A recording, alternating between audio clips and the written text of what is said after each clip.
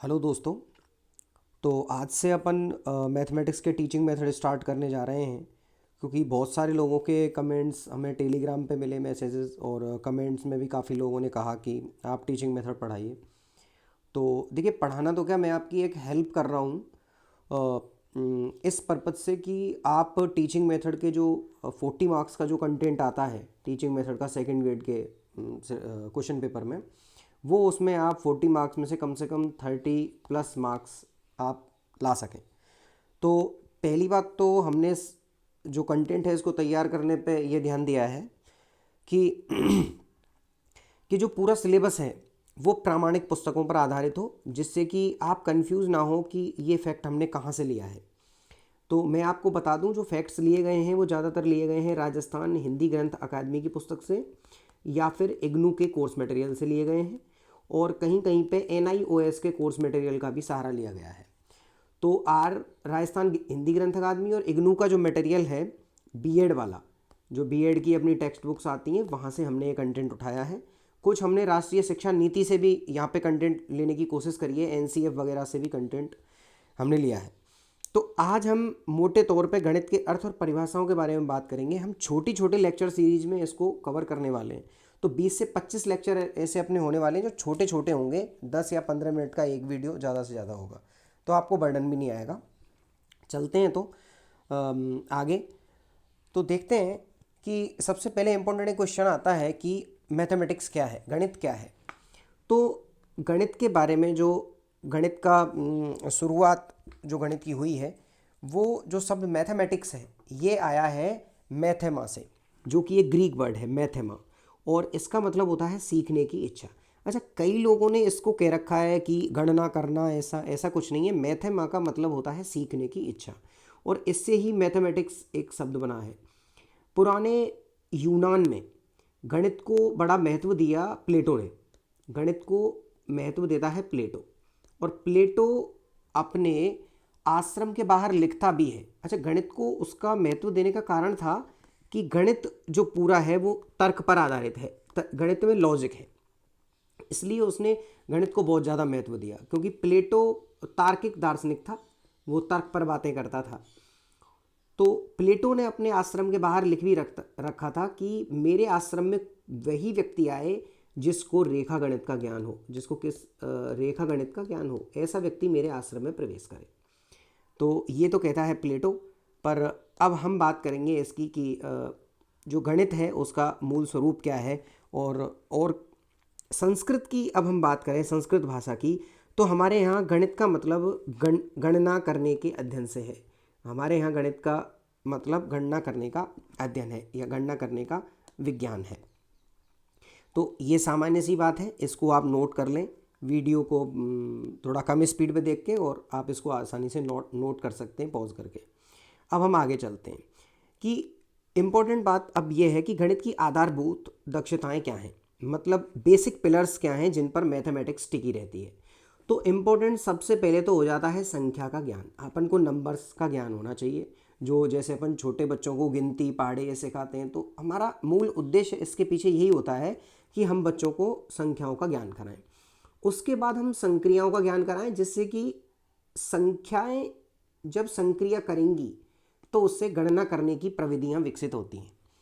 तो संख्या ज्ञान पहला जो स्टेप है। उसके बाद दूसरा जो स्टेप है, दूसरा बेसिक पिलर है, वो है संक्रिया ज्ञान। अब संक्रियाएं क्या होती हैं, जैसे धन की संक्रिया, ऋण की संक्रिया, भाग की संक्रिया, गुणा की संक्रिया, वर्गमूल की संक्रिया, ये सारी की सारी संक्रियाएं हैं। उच्च स्तर पे और अपन बात करें तो ऑपरेशन, जैसे अवकलन का ऑपरेशन है, इंटीग्रेशन का ऑपरेशन है, ये हायर लेवल पे अपन बात कर रहे हैं। और प्लस माइनस, गुणा भाग वर्गमूल, ये सारी संक्रियाएं जो हैं ये आधारभूत संक्रियाएं कहलाती हैं।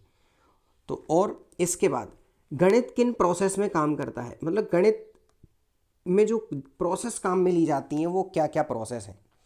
तो गणित में सबसे पहली बात है तर्क की, कि गणित में या तो कोई कथन, आपने 11वीं 12वीं क्लास में गणितीय निदर्शन पढ़ा होगा, तो उसमें पढ़ा होगा कि गणित में या तो कोई कथन होता है सत्य, या तो कोई कथन होता है सत्य, और या फिर वो होता है असत्य। गणित में जो संदिग्ध कथन होते हैं, संदिग्ध जो कथन होते हैं उनको कथन ही नहीं माना जाता। तो गणित में तर्क का बड़ा विशेष महत्व है कि गणित में या तो कथन सत्य असत्य होगा या फिर कथन संदिग्ध है तो उसको अपन कथन ही नहीं कहेंगे। तो गणित में इस प्रकार से जो लॉजिक है उसका बड़ा महत्व रहता है और गणित पूरा है ही लॉजिक पर आधारित। जब आप रेखा गणित की प्रमेय वगैरह सॉल्व करते हैं तो उसमें हम एक चीज़ देखते हैं कि हम प्रमेय सॉल्व करने में एक एक कथन को सिद्ध करने के लिए क्या देते जाते हैं, एक एक स्टेप देते जाते हैं, मतलब तर्क के आधार पर हम उसको सत्य करते हैं। अच्छा, अब गणित का एक और जो प्रोसेस है गणित की वो है अनुमान लगाना। गणित में अनुमान लगाना भी शामिल है, मतलब एक तरीके से अप्रोक्सीमेशन।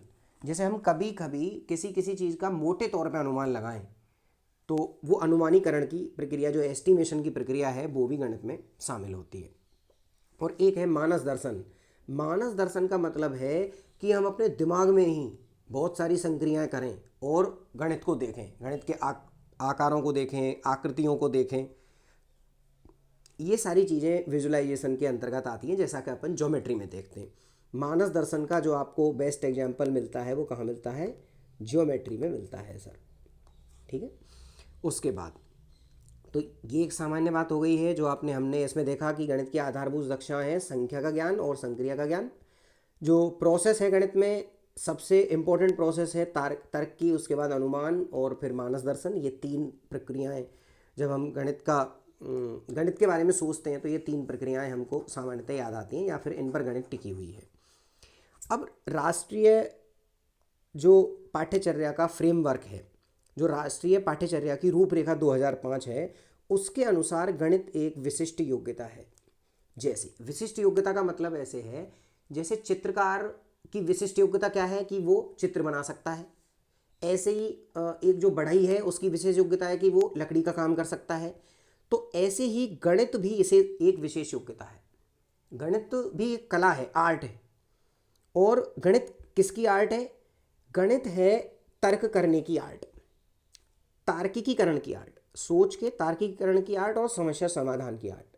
और एनसीएफ 2005 यही बात कहता है कि हमको यदि बच्चों को गणित सिखानी है तो उनमें सोच के तार्किकीकरण और समस्या के समाधान पर जोर देना होगा। हमें बच्चे को ये मूलभूत चीज़ें सिखानी है जब बच्चा गणित सीखेगा। तो ये एनसीएफ 2005 के अनुसार है, इसको आप नोट कर लें, ये बड़ा इंपॉर्टेंट बात है और पूछ भी लिया जाता है कि एनसीएफ 2005 के अनुसार गणित जो बच्चों को गणित में क्या सिखाया जाएगा। तो उनको गणित में यदि सिखाना है तो सोच का तार्किकीकरण करना है और समस्या के समाधान की प्रक्रिया हमें बच्चे को सिखानी है। इसके अलावा अब आगे चलते हैं एक बहुत फेमस पुस्तक पर, जो है इंट्रोडक्शन टू मैथमेटिकल फिलॉसफी। अब देखिए, अब हम फिलॉसफी की बात कर रहे हैं। तो फिलॉसफी, चूँकि जितने भी विषय हैं जो कि हम आगे पढ़ते आए हैं, तो फिलॉसफी सब्जेक्ट से पहले सभी विषयों का उद्गम हुआ है, ऐसे मानते हैं, क्योंकि पहले थे दार्शनिक और वो दार्शनिक ही सारी चीज़ों पर चिंतन मनन करते रहते थे। जैसे चाहे वो प्लेटो हुआ या फिर वो आर्किमिडीज हुआ, पाइथागोरस हुआ, ये सारे लोग गणितज्ञ नहीं थे, ये सारे लोग थे दार्शनिक थे। और इन्होंने गणित के बारे में चीज़ें दी तो हम इनको गणितज्ञ भी मानने लग गए। और इंट्रोडक्शन टू मैथमेटिकल फिलॉसफी इस बुक के लेखक हैं बर्ट्रैंड रसेल। और बर्ट्रैंड रसेल अपनी पुस्तक में एक बात करते हैं कि गणित की जो मूलभूत अवधारणाएं हैं और जो हमारे समाज में बनी हुई हैं उनको तोड़ करके, जैसे गणित एक कठिन विषय है, गणित को कोई सीख नहीं सकता, तो उस पर उन्होंने ये तीन मुख्य बिंदु कहे हैं। क्या? कि प्रत्येक बच्चा गणित सीख सकता है। ऐसा नहीं है कि कोई बच्चा गणित नहीं सीख सकता या इंटेलिजेंट बच्चा जिसका दिमाग बहुत तेज चलता हो वही बच्चा गणित सीख सकता है, ऐसा कुछ नहीं है। प्रत्येक बच्चा गणित सीख सकता है। पहला इंपॉर्टेंट पॉइंट ये कहते हैं। दूसरा वो कहते हैं कि प्रत्येक बच्चे को गणित सीखना चाहिए। अच्छा, क्यों चाहिए? क्योंकि हमारा जो दैनिक जीवन है वो गणित से अछूता नहीं है, हम गणित से दूर नहीं भाग सकते, इसलिए प्रत्येक बच्चे को गणित सीखना चाहिए। और एक अध्यापक को ये भी चाहिए कि वो अपने बच्चों की गणित में रुचि जगाए। और बच्चों की सोच का तार्किकीकरण आवश्यक है। अच्छा, ये तार्किकीकरण केवल गणित के ही परिप्रेक्ष्य नहीं, क्योंकि गणित और विज्ञान जो व्यक्ति सीखता है उसमें तर्क का विकास होता है, और तर्क से होता है अंधविश्वासों का खंडन। तर्क से व्यक्ति किसका खंडन करता है? अंधविश्वासों का खंडन करता है, और अंधविश्वासों का खंडन होगा तो समाज अपनी एक सही डायरेक्शन पकड़ेगा या फिर सही डायरेक्शन में जाएगा। इसलिए बच्चों की सोच का तार्किकीकरण आवश्यक है, एक ये कहते हैं, और वो कहते हैं प्रत्येक बच्चे को गणित सीखना चाहिए और प्रत्येक बच्चा गणित सीख सकता है। तो आप ये चीज़ कर सकते हैं, सीख सकता है, सीखना चाहिए और तार्किकीकरण आवश्यक है, और किसका? सोच का तार्किकीकरण आवश्यक है। तो और ये बहुत इंपॉर्टेंट पेज है, इसको आप नोट कर लें। नोट तो आप शुरू से लेकर एंड तक सारी चीज़ करते रहें, जो जो मैं इंपॉर्टेंट चीज़ बता रहा हूँ, और जो आपके दिमाग में खुद से आ रहा हो वो भी आपके, जैसे कोई चीज़ याद करने के लिए ये बढ़िया कोई न्यूमेरिक्स हो सकता है या फिर ऐसा, तो वो भी आप नोट कर लें, कोई प्रॉब्लम नहीं है। अब हम परिभाषाओं पर चलते हैं। सामान्यतः क्या होता है कि जो एग्ज़ाम आजकल हो रहे हैं उनमें हालांकि परिभाषाओं का जोर बड़ा कम है, उनमें परिभाषाएं बहुत कम पूछी जा रही हैं, फिर भी हम परिभाषाओं पर चर्चा करते हैं, क्योंकि कई एग्ज़ाम, जैसे रीट का एग्ज़ाम हुआ अपना, रीट का एग्ज़ाम होता है या फिर सीटेट का एग्ज़ाम होता है, उनमें कई बार परिभाषाएं कई बार पूछ लेते हैं, और रीट के पेपर में या थर्ड ग्रेड के पेपर में तो आपको 101% एक आध परिभाषा दिख जाती है। तो सबसे पहले अपन जो परिभाषा की बात कर रहे हैं वो हॉगवेन की परिभाषा की बात कर रहे हैं सर। हॉगवेन क्या कहते हैं कि गणित सभ्यता और संस्कृति का दर्पण है। गणित सभ्यता और संस्कृति का दर्पण है। तो देखिए इसमें एक इम्पॉर्टेंट जो बात आ रही है कि हॉगवेन ने गणित को किससे वो किया है? दर्पण से, कि हमें अपनी सभ्यता और संस्कृति का विकास किस दर्पण में दिखेगा? गणित के दर्पण में दिखेगा, कि गणित जितनी अच्छी होगी उतनी ही हमारी सभ्यता और संस्कृति उन्नत होगी। और आप देख भी रहे हैं टेक्नोलॉजी के इस एरा में, जो टेक्नोलॉजी का युग चल रहा है उसमें गणित एक दर्पण की भांति ही व्यवहार कर रहा है। अब देखें, अब रोजर बेकन की अगली परिभाषा आती है, और रोजर बेकन क्या कहते हैं कि गणित समस्त विज्ञानों का सिंहद्वार। सिंहद्वार किसको कहते हैं? Main gate. सिंहद्वार कहते हैं मेन गेट को, और कुंजी का मतलब है की। तो मेन गेट और की बताया है किसको? गणित को समस्त विज्ञानों का। अच्छा, विज्ञान तर्क पर आधारित होती है और उस तर्क को पुष्ट करता है, उस तर्क को मोटिवेट करता है मैथमेटिक्स।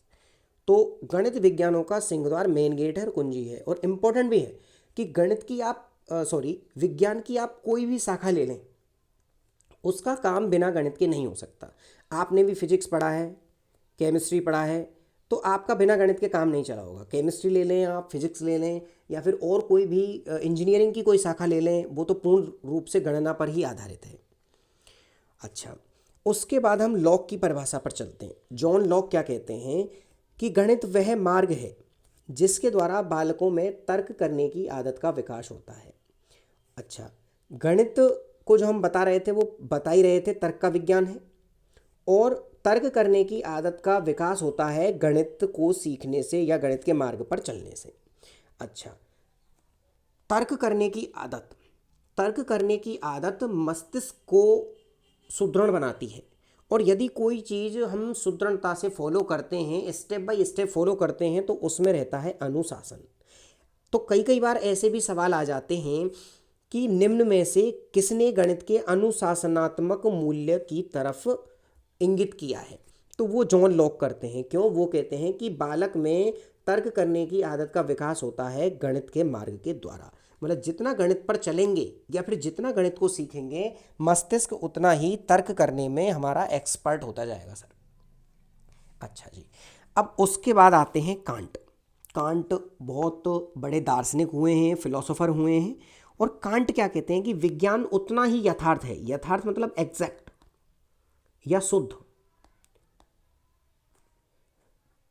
विज्ञान उतना ही शुद्ध है जितना वह गणित का प्रयोग करता है, क्योंकि विज्ञान में किसी भी बात को सिद्ध करने के लिए तर्क की जरूरत होती है, और तर्क विज्ञान में होता है गणित के द्वारा। कैलकुलेशन किसके द्वारा होती हैं? गणित के द्वारा होती हैं। तो ये भी आप याद कर लेंगे। अब नेपोलियन, नेपोलियन जो कि फ्रांस का बहुत बड़ा योद्धा रहा, फ्रांस का राष्ट्राध्यक्ष भी रहा। अच्छा, उसने कई गणित के क्षेत्र में उसने कई काम करवाए। उसने माप तोल की एक प्रणाली लागू करवाई, और वो तो ये कहता है कि राज्य की उन्नति यदि आपको करवानी है तो गणित की उन्नति में आप ध्यान दें। राज्य की उन्नति किस में इंक्लूड है? गणित की उन्नति में इंक्लूड है। और ये किसको बताता है? सामाजिक मूल्य को। क्यों? समाज का विकास हो रहा है। गणित के विकास से किसका विकास हो रहा है? समाज का विकास हो रहा है। इसलिए ये इंपॉर्टेंट बताता है किसको? गणित के विकास को। तो राज्य की उन्नति गणित की उन्नति में निहित है, इंक्लूड है। तो ये 4-5 परिभाषाएं हमने देखी। इसके आगे अपन और चलते हैं। अब प्रोफेसर यंग कहते हैं, जैसा कि अपन पहले भी चर्चा कर रहे थे, कि ये आजकल का जो टेक्नोलॉजी का युग चल रहा है, इस टेक्नोलॉजी के युग में गणित नहीं होगा, गणित का पिलर नहीं होगा तो विज्ञान कैसे काम करेगा? और विज्ञान काम नहीं करेगा तो टेक्नोलॉजी नहीं रहेगी, तकनीकी नहीं रहेगी। यही बात इन्होंने कही है। तो आप यंग की परिभाषा को 3 चीज़ों पर इम्पोर्टेंट रख सकते हैं, 3 पॉइंट्स की फॉर्मेट में देख सकते हैं कि एक तो है कि विज्ञान आधारित सभ्यता की, ये अभी की सभ्यता की बात कर रहे हैं, एक स्तंभ की बात कर रहे हैं और गणित की बात कर रहे हैं। तो विज्ञान आधारित सभ्यता का स्तंभ है गणित। अब स्तंभ हट जाएगा तो पूरी इमारत गिर जाएगी। तो आप इनकी परिभाषा को ऐसे याद कर लें, गणित, सभ्यता और स्तंभ। ये इसमें 3 कीवर्ड्स हैं यंग के, गणित, सभ्यता और स्तंभ। सभ्यता खड़ी है किस पर? पिलर्स पर। पिलर्स हट जाएंगे तो सभ्यता गिर जाएगी, यही कह रहे हैं। और ये प्रयोग की बात कर रहे हैं कि विज्ञान कर रहा है गणित का प्रयोग, और गणित का प्रयोग करके वो तकनीकी विकसित कर रहा है और सभ्यता को क्या कर रहा है? विकसित कर रहा है। तो प्रोफेसर यंग प्रयोगात्मक मूल्य को, मतलब मूल्य की ओर इंगित करते हैं कि भाई गणित का प्रयोग करने से विज्ञान पुष्ट होता है, और विज्ञान यदि हमारा स्ट्रेंथ विज्ञान में आएगी तो टेक्नोलॉजी बढ़ेगी, और टेक्नोलॉजी बढ़ेगी तो हमारी सभ्यता आधुनिक होगी। प्लेटो बहुत बड़े दार्शनिक रहे ग्रीस के, और दार्शनिक जो व्यक्ति है वो आप देख सकते हैं कहीं ना कहीं आत्मा की बात करेगा। तो वो कहते हैं कि गणित व्यक्ति की मानसिक शक्तियों को प्रशिक्षित करता है और सुसुप्त आत्मा को जागृत करके उसमें चेतना का संचार करता है। तो आप प्लेटो कौन है? दार्शनिक। तो वो दार्शनिक मूल्यों की बात करेंगे, आत्मा की बात करेंगे, परमात्मा की बात करेंगे। और देखें आप, इसके बाद जब आत्मा की बात कर रहे हैं तो मैं तो इस पूरी परिभाषा में एक चीज़ देख रहा हूँ, सुसुप्त आत्मा और चेतना का संचार।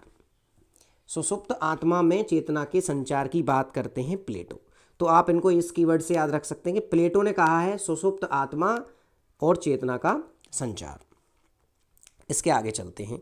एक मैथमेटिशियन हुए जे.एन. कपूर, और वो कहते हैं कि गतिशील व बौद्धिक उद्यम है, उद्यम माने कार्य, और समुच्चयों तथा संरचनाओं का अध्ययन है। तो ये तो आपको याद कर लेना, वैसे कोई ज़्यादा इंपॉर्टेंट परिभाषा ये नहीं है, एक आध बार कभी कभार पूछ लिया गया है।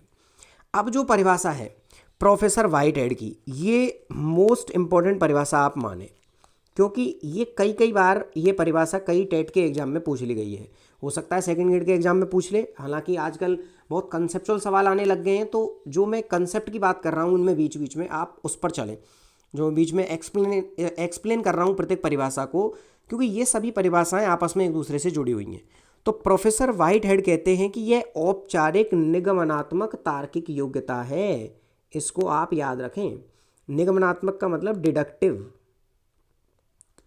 डिडक्टिव लॉजिक है, ये डिडक्टिव लॉजिकल एबिलिटी, इसको आप फॉर्मल डिडक्टिव लॉजिकल एक्टिविटी है कौन? मैथमेटिक्स। इसका यदि विकास करते हैं तो ये तर्क की बात फिर इन्होंने करी है कि तार्किक योग्यता का विकास किस में होगा? गणित में होगा। सभी लोगों ने तर्क की बात करी है, ज़्यादातर लोगों ने। अब परिभाषाएं देखें। कार्ल फ्रेडरिक गॉस जिनको कहते हैं गणितज्ञों का राजकुमार, ये आप याद भी कर लें, मैं यहाँ पे आपको लिख दे रहा हूँ। कार्ल फ्रेडरिक गॉस को कहते हैं गणितज्ञों का राजकुमार। कई बार सवाल पूछ ले, अभी क्या भरोसा। तो गणितज्ञों का राजकुमार किनको कहते हैं? कार्ल फ्रेडरिक गॉस को कहते हैं। अब राजकुमार जो है गणित का, वो तो रानी और इनकी बात करेगा ही करेगा भाई। तो इन्होंने यही बात करी है कि गणित विज्ञान की रानी है, गणित विज्ञान की रानी है, और संख्या सिद्धांत, नंबर सिस्टम गणित की रानी है। ये कहते हैं mathematics is the queen of science and number system is the queen of mathematics. तो विज्ञान में महत्वपूर्ण कौन है? गणित। अच्छा, ये रानी से क्यों कर रहे हैं? क्योंकि यूरोप में रानी की सत्ता थी, क्वीन की सत्ता थी सर, मतलब क्वीन थी वहाँ पर सुपर पावर। तो विज्ञान की जो सुपर पावर है वो है गणित। राजा को वहाँ इतना इंपॉर्टेंट आप पढ़ते भी हैं, रानी एलिजाबेथ जो कि ब्रिटेन की महारानी रही, तो उस पर सुपर पावर थी। तो ऐसे ही गणित जो है वो साइंस की सुपर पावर है, मतलब साइंस गणित के बिना कुछ नहीं है। और नंबर सिस्टम, क्योंकि हम पहले पढ़ भी रहे थे कि गणित के दो पिलर हैं, एक तो है संख्या ज्ञान और एक है संक्रिया का ज्ञान।